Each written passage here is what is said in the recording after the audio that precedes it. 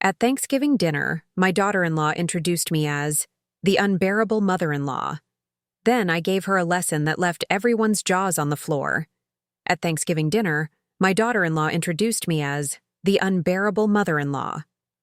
Then I gave her a lesson that left everyone's jaws on the floor. The aroma of roasted turkey filled my son's house as I pulled into the driveway. My heart beat with a mixture of anxiety and hope. Always the same feeling when visiting David and Rebecca. After 15 years of their marriage, I still wondered if this time would be different. Smoothing down my navy blue dress, carefully chosen for the occasion, I took a deep breath and picked up the homemade pumpkin pie I had prepared. Pumpkin pie had been David's favorite since childhood. A small gesture to feel connected to my only son, even though in recent years, that connection had become increasingly fragile. The door opened before I could ring the doorbell. David smiled, but I noticed the tension in his eyes. "Hi, Mom," he said, giving me a quick hug. "Glad you could make it." "Thank you for inviting me, dear," I replied, trying not to show how much that "glad you could make it" sounded rehearsed, as if he were fulfilling an obligation. I handed him the pie, and he examined it with a forced smile. "Rebecca already made dessert, but I'm sure we can serve both." Knowing Rebecca, I figured my pie would probably remain untouched in the kitchen, but I nodded and smiled, as I always did. At 63, widowed for 10 years, I had learned the art of swallowing small hurts. The living room was full of people: Rebecca's parents, her brother with his wife, some friends I didn't know. My grandchildren were also there, 12-year-old Emma and 9-year-old Noah, absorbed in their tablets in the corner of the room. "Grandma!" Noah finally noticed my presence and ran to hug me. His small body against mine was the first genuine moment of the evening.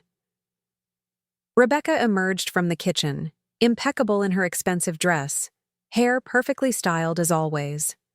Our gazes met for a moment, and she forced a smile that didn't reach. Her eyes. "Martha, you're here," she said, as if my presence was a surprise, despite the invitation made weeks before.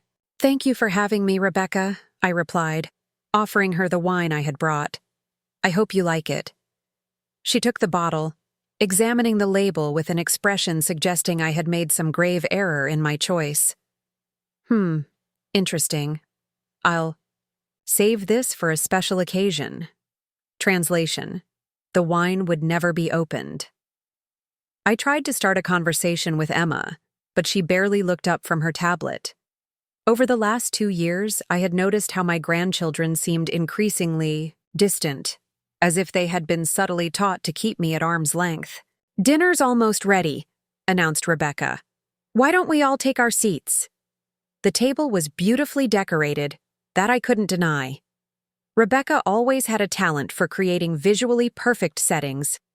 I sat in the indicated place at the farthest end of the table, away from David and the children. As everyone settled in, Rebecca remained standing, wine glass in hand, preparing for what seemed to be a speech. "Before we begin, I'd like to thank everyone for being here this Thanksgiving," she started, her tone perfectly modulated. "It's wonderful to be surrounded by people we love." I smiled politely, trying to ignore how invisible I felt in that moment.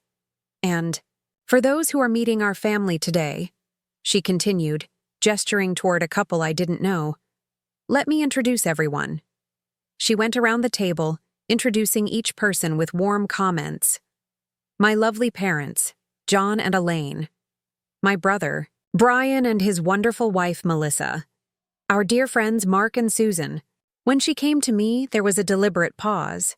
Something in her gaze shifted, and I felt a chill run down my spine.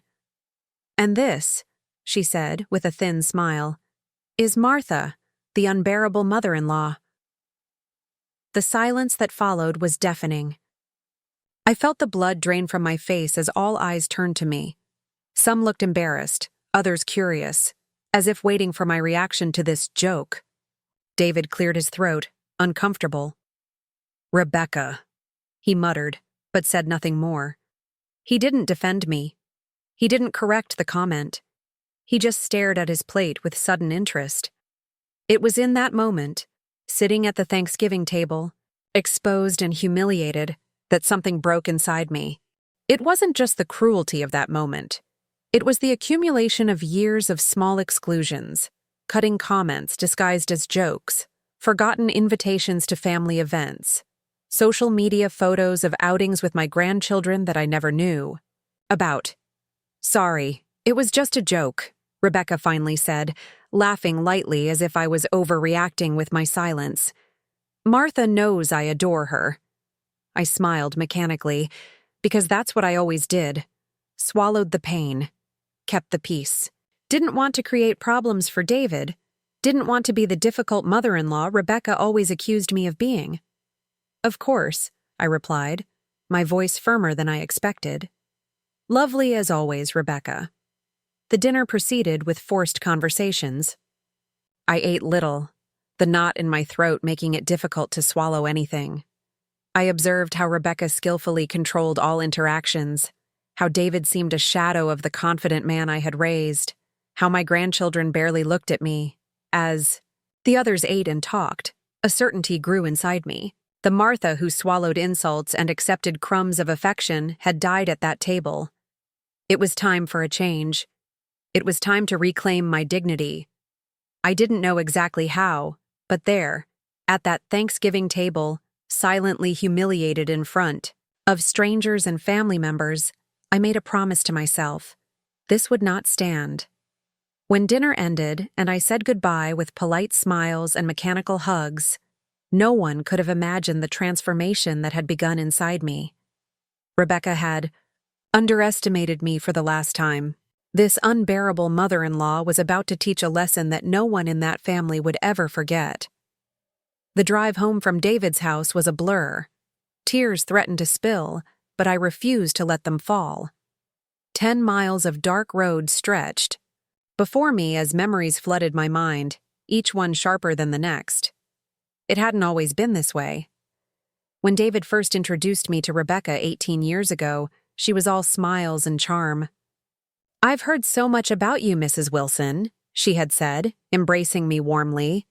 "David adores you." I remembered how hopeful I had been. After losing Richard to cancer, David was my only family. The prospect of gaining a daughter through marriage filled me with joy. The changes were so gradual I barely noticed them happening. First came the subtle criticisms. "Oh, is that what you're wearing to the restaurant?" Rebecca would ask, her voice honey-sweet but eyes critical. "David mentioned you used to make meatloaf differently," she'd say, though David never complained about my cooking before. Then came the distance. Weekend visits became monthly, then only on holidays. Phone calls grew shorter. Whenever I called, David was always just heading out, or in the middle of something important.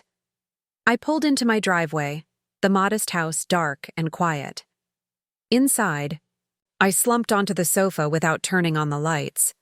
On the mantel, photos chronicled a life that seemed increasingly foreign.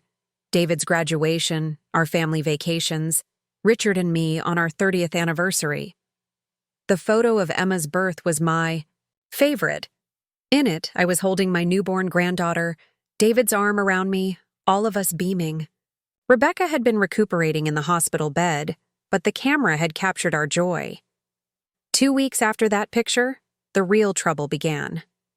"Mom, Rebecca thinks it's best if you don't visit for a while. The baby needs routine." David's voice had been apologetic, but firm. When I finally was allowed to visit, Rebecca's mother was already installed in the guest room, helping out indefinitely. I opened my phone, scrolling through David's social media. There they were, smiling family photos at the zoo, the beach, holiday gatherings I hadn't been invited to.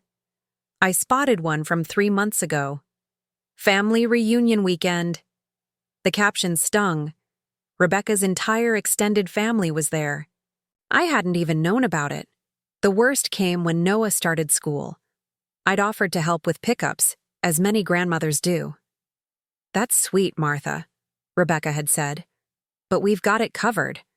Besides, the kids have so many activities, would be too complicated to explain to you. Too complicated. As if I couldn't understand a simple schedule. As if I might somehow harm my own grandchildren through my incompetence.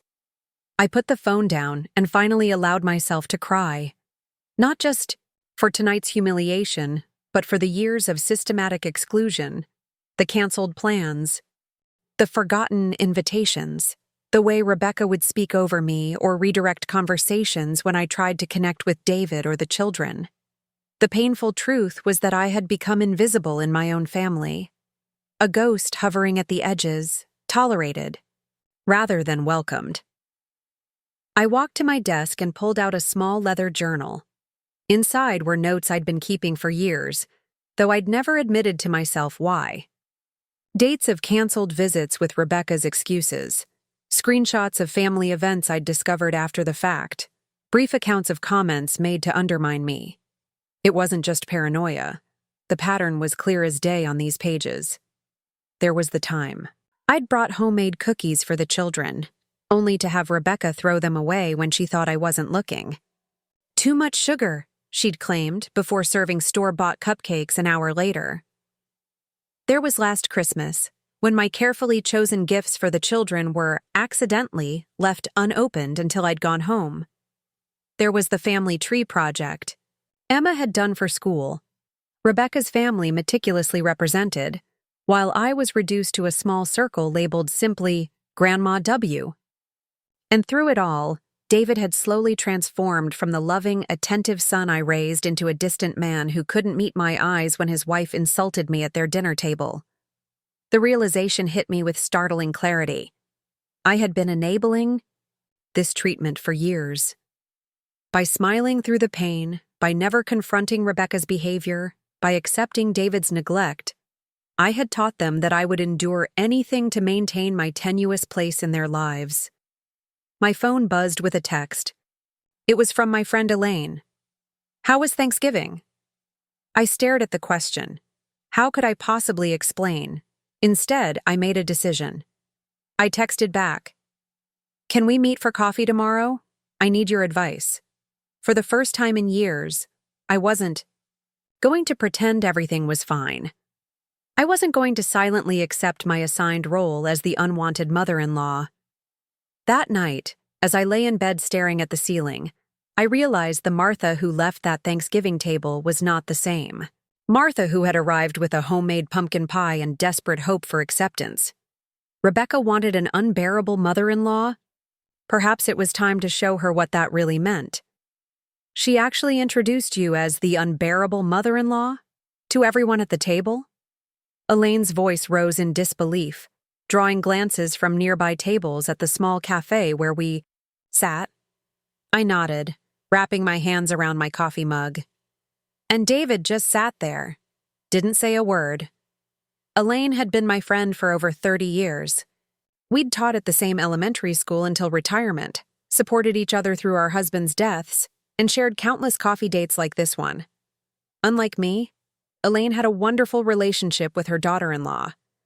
Martha, this has gone beyond rudeness. This is emotional abuse, Elaine said firmly. You've been telling me bits and pieces for years, but hearing it all together? She shook her head. Why have you tolerated it for so long? The question hung in the air. Outside, December snow began to fall, dusting the sidewalk with white. Fear, I finally admitted. Fear of losing David completely? Fear of never seeing my grandchildren? And how often do you see them now? Elaine asked gently. The truth stung. Holidays. Sometimes not even then. I found out they went to Disney World last spring. Emma had a dance recital I was never told about. My voice caught. Noah lost his first tooth. I saw the Facebook post. Elaine reached across the table and squeezed my hand. So you're already losing them? Yes. The word came out as a whisper. Then what do you really have to lose by standing up for yourself? Nothing. The realization was both terrifying and liberating. As I drove home, Elaine's words echoed in my mind.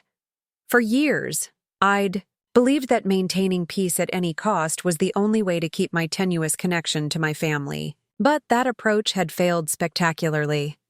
At home, I found myself standing before the hallway mirror, really looking at myself for the first time in years. When had my posture become so hunched?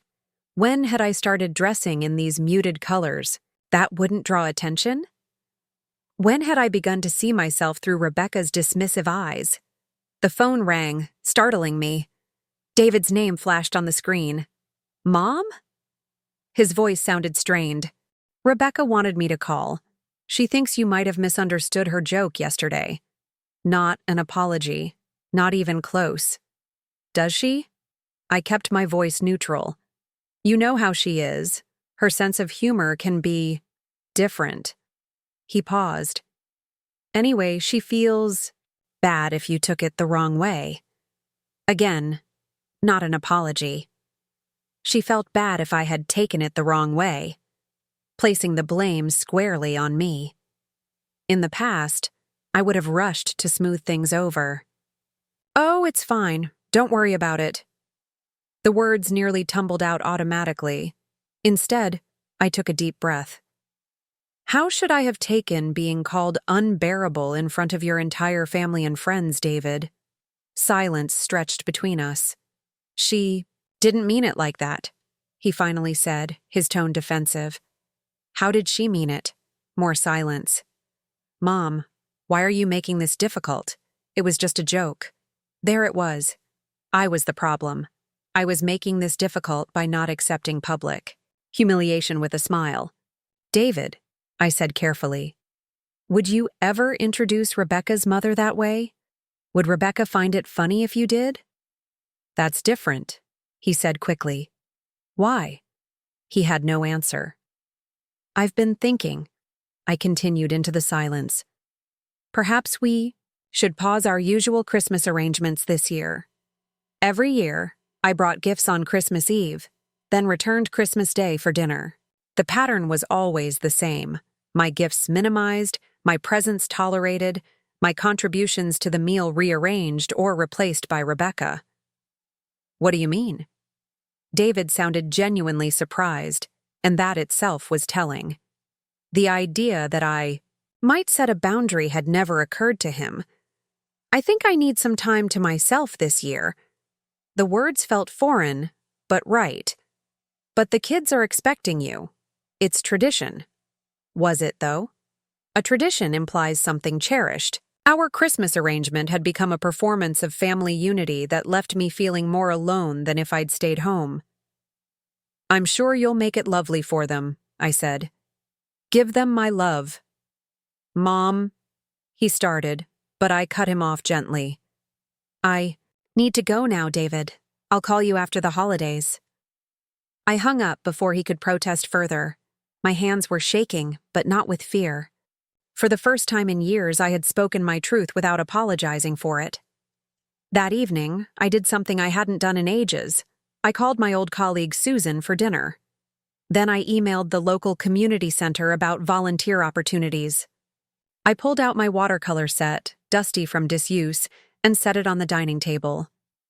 My life had narrowed to revolve around David's family, waiting for invitations that rarely came, keeping my schedule perpetually open in case I was needed, making myself small and undemanding in hopes of being included.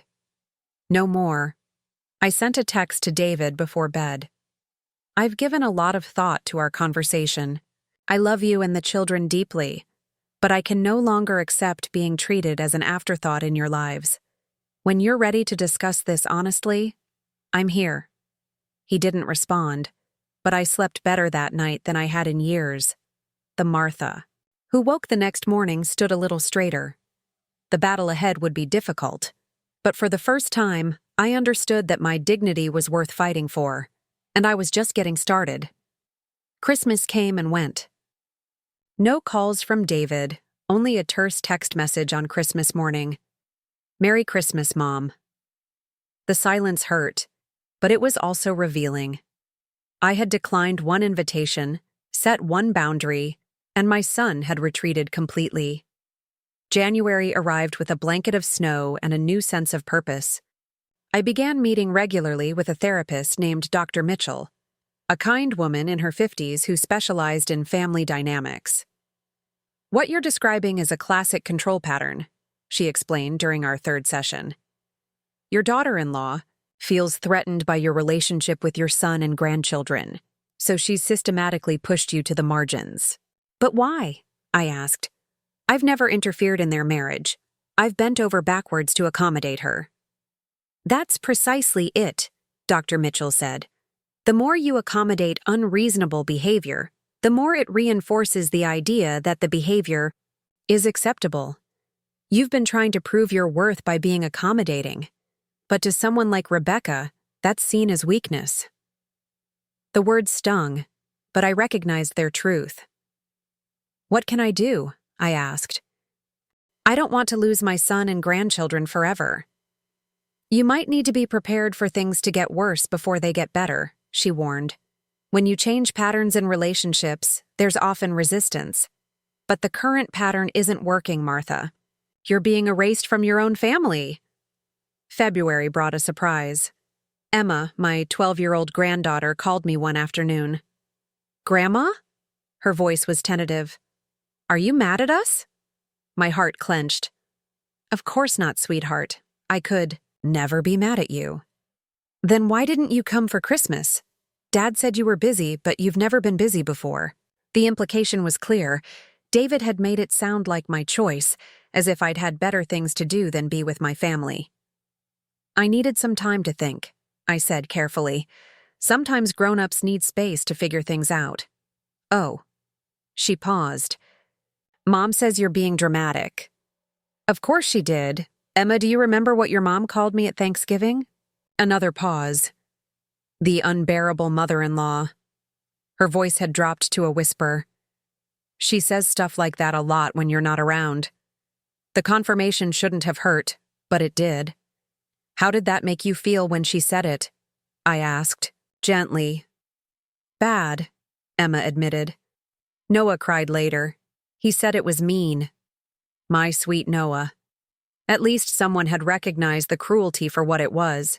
"It hurt my feelings," I said honestly. "And when people hurt our feelings, sometimes we need time to heal. Will you come see us soon? I got an A on my science project. I'd love to hear all about it. Maybe we could meet for ice cream this weekend?" "Just you and me?" After hanging up, I called David. It went to voicemail as expected. "David, Emma called me. She'd like to meet for ice cream this weekend. I'd like your permission to take her on Saturday afternoon. Please let me know." He texted, back an hour later. "Fine, 2 p.m. 1 hour. 1 hour with my granddaughter, granted like a reluctant favor. Still, it was something." That Saturday, as Emma and I sat across from each other at the ice cream parlor, I was careful not to badmouth Rebecca or question Emma about home. Instead, I listened as she excitedly explained her science project on ecosystems. "Mom didn't help at all," she said proudly. "She said it was too messy." "Well, I think it sounds wonderful," I replied. "I always loved science projects when I was teaching." Emma's eyes widened. "You were a teacher? Mom said you just stayed home." Another lie. I'd taught elementary school for 30 years. "I taught 3rd grade," I told her. "Your dad used to come to my classroom after school. He'd help feed the class." "Guinea pig," Emma giggled.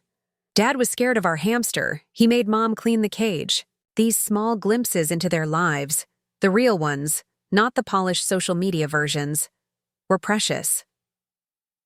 As our hour together drew to a close, Emma asked, "Can we do this again, Grandma?" "I'd like that very much," I said, hugging her. "Goodbye." David was waiting in the parking lot, checking his watch. He nodded curtly as Emma bounded up to him, talking excitedly about our time together. "Emma, get in the car, please," he said, his voice tight. Once she was inside, he turned to me. "Mom, what are you doing?" "Having ice cream with my granddaughter," I replied simply. "You know what I mean. This sudden boundary setting, the skipped Christmas, now these one-on-one visits.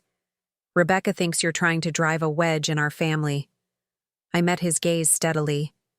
I'm doing the opposite, David. I'm trying to preserve my relationship with my family in a way that maintains my dignity. By rejecting us at Christmas, I didn't reject you. I declined one invitation after being publicly humiliated at the previous family gathering. He looked away. She apologized for that. No, she didn't. She said I misunderstood. That's not an apology. David ran a hand through his hair, a gesture reminiscent of when he was a frustrated teenager. What do you want from me, Mom? It was the first honest question he'd asked in years. I want to be treated with respect, I said. I want to be included in my grandchildren's lives. I want you to stop allowing your wife to belittle me. His jaw tightened. You don't understand what it's like living with Rebecca? I finished. You're right, I don't. But I do understand what it's like to be systematically pushed out of my son's life, and I won't accept it anymore. As I drove home, I realized something important. This wasn't just about standing up to Rebecca. It was about helping David see what had happened to our relationship, and to him. The path ahead wouldn't be easy, but for the first time in years, I felt like I was fighting for something, not just enduring it. March brought unexpected changes. After my ice cream date with Emma, I began receiving texts from her, little updates about school, questions about recipes, photos of art projects. Each message was a tiny bridge being rebuilt. For Noah's birthday in late March, I mailed a package with a carefully chosen gift, a model rocket kit we could build together if he was ever allowed to visit. I received no acknowledgement from David or Rebecca, but Emma sent a furtive photo of Noah holding the unwrapped gift, beaming. He loves it, her text read. Mom said it was too complicated, but Dad said they'd work on it. A small victory. David had contradicted Rebecca for once. My weekly sessions with Dr. Mitchell continued. You're making progress, she told me. Remember, your goal isn't to win against Rebecca. It's to establish healthy boundaries and rebuild genuine connections. I nodded, though part of me still fantasized about Rebecca finally getting her comeuppance. Dr. Mitchell seemed to read my mind. Martha, vindication might feel good momentarily, but it won't heal your family. Focus on the relationships you want to restore. April arrived, bringing with it an invitation I hadn't expected. Easter dinner at David and Rebecca's. I approached it with cautious optimism, preparing myself emotionally with techniques Dr. Mitchell had taught me. When I arrived, things felt different. David greeted me with a warmer hug than usual. The children rushed to embrace me, Noah excitedly telling me about the rocket we would build someday soon. Rebecca was civil, if not warm, her usual barbed comments notably absent. During dinner, I noticed something else. David was watching Rebecca carefully, almost studying her interactions with me. Twice, when she began to make subtle digs, he redirected the conversation. Something had shifted. After dessert, while Rebecca was in the kitchen, David asked the children to show me their new backyard playset. As we stepped outside, he lowered his voice. Mom, can we talk later this week? Alone? My heart skipped. Of course. 3 days later, we met at a small cafe halfway between our homes. David looked tired, the circles under his eyes pronounced. I owe you an apology, he began, staring into his coffee. A big one. I waited, not trusting myself to speak. After Thanksgiving, and then Christmas, I was angry with you, he continued. I thought you were being difficult. But then I started paying attention. Really paying attention. He looked up at me, his eyes troubled. I watched how Rebecca talks about you when you're not around. How she tells the kids you're too busy to see them when I know she's canceled plans with you. How she rearranges your gifts or forgets to tell me when you've called. The validation after years of gaslighting brought tears to my eyes. "Last week," he said, voice dropping lower, "I found emails between her and her mother. They were mocking you, planning how to keep you away from Emma's upcoming recital." He shook his head. "It was cruel, Mom. Deliberately cruel." "I've known for years, David," I said gently. He winced. "Why didn't you say something?" "I tried. So many times. But you didn't want to hear it. You always defended her." He ran a hand through his hair. "I didn't want to see it. It was easier to believe you were overreacting than to admit I'd let this happen." He paused. "When did it start?"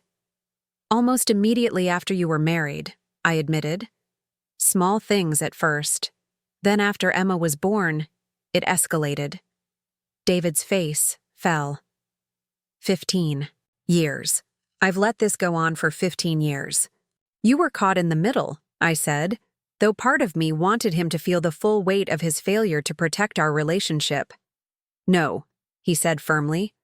"I chose the easy path. I chose to believe what was convenient." The raw honesty surprised me. This was a different David than the conflict-avoidant man I'd known these past years. "What changed?" I asked. "You did," he said simply. "When you stopped accepting the treatment, when you started setting boundaries. It made me see what was happening. Then Emma came home from your ice cream date talking about what a great teacher you were, and Rebecca snapped at her that you were exaggerating. Something clicked. I realized I didn't recognize my own life anymore." I reached across the table and took his hand. "What are you going to do?" He squeezed my hand. "I've started therapy. Alone, not couples counseling. I need to figure out how I let this happen, how I became someone who would let his mother be treated this way." His eyes met mine, determined. "And I've told Rebecca things need to change. She didn't take it well. I could imagine.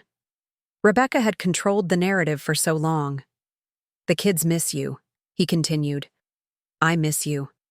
I want you back in our lives. Really in our lives." "I want that too," I said. "But I can't go back to how things were." "I know. I don't expect you to.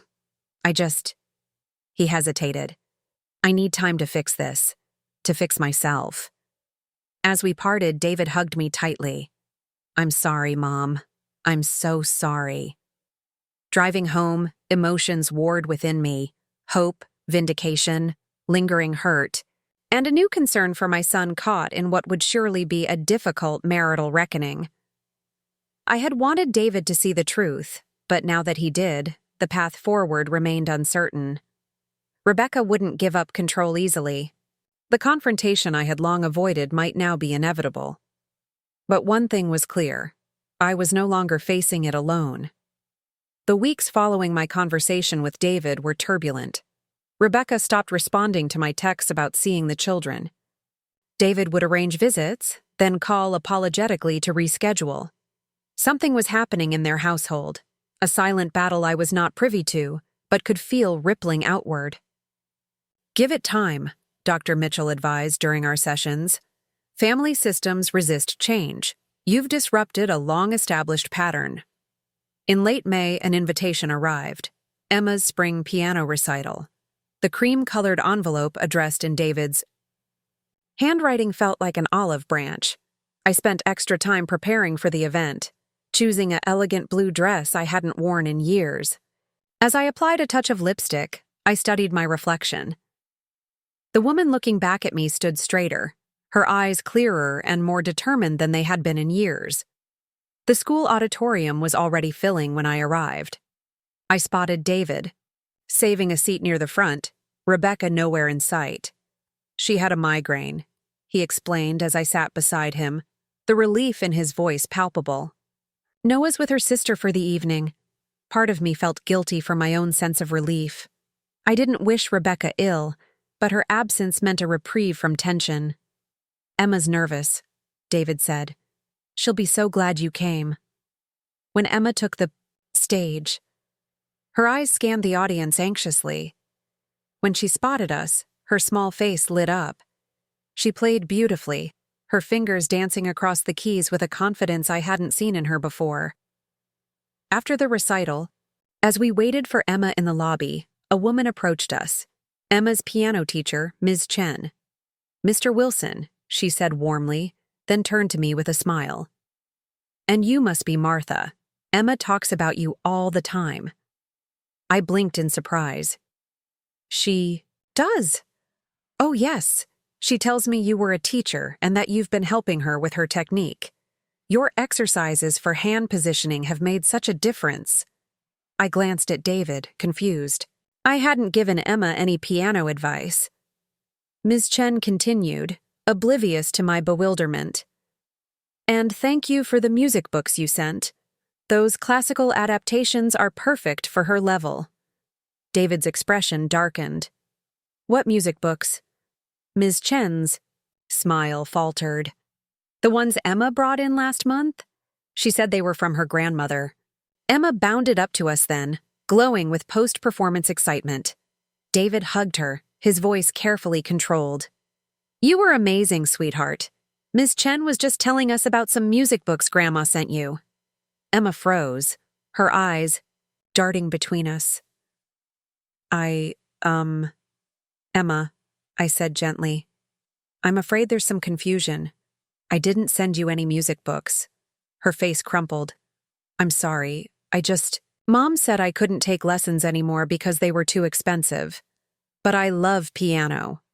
So I told Ms. Chen that the books were from you and that you were helping me." David's jaw tightened. "Your mother said we couldn't afford lessons?" Emma nodded miserably. "We should discuss this at home," David said, his voice tight. "Say goodbye to Grandma and Ms. Chen." As Emma hugged me goodbye, she whispered, "I'm sorry, Grandma." "You have nothing to be sorry for," I assured her. "I'm proud of you." Driving home, my mind whirled. Rebecca had lied to Emma about the lessons being too expensive. Why? Was it simply another way to control the family narrative or something more? The answer came 3 days later. David called, his voice exhausted but resolute. "Mom, there's something you should know. Rebecca's been mismanaging our finances." "What do you mean?" He sighed heavily. "She told Emma we couldn't afford piano lessons, but she spent thousands on a spa weekend with her friends that same month. It's a pattern I've finally noticed. She restricts spending on things that matter to me or the kids while indulging herself." I listened, surprised but not shocked. Control rarely limits itself to one aspect of life. "There's more," he continued. "Remember those college funds we started for the kids when they were born? The ones you contributed to each year?" My stomach dropped. "Yes?" "Half the money is gone. Rebecca moved it to a personal account." The betrayal stung like a physical blow. For years, I'd sent checks for my grandchildren's education, money saved from my teacher's pension, meant to give them a start in life. "David, I'm so sorry." "Don't apologize," he said firmly. "I'm the one who should have been paying attention. I'm going to fix this, Mom. All of it." 2 weeks later, David asked if the children could stay with me for the weekend. "Rebecca and I need to have some serious conversations," he explained. "Without the kids around." Those 3 days with Emma and Noah were precious beyond words. We baked cookies, built the rocket, played board games, and really talked, about school, friends, dreams. No one monitored our conversations or cut visits short. When David came to pick them up, he looked different, unburdened somehow, despite the difficult weekend I knew he must have had. "Rebecca's moving out for a while," he said quietly as the children gathered their things. "We're going to try counseling, but I've made it clear that things have to change, permanently." I nodded, understanding all he wasn't saying.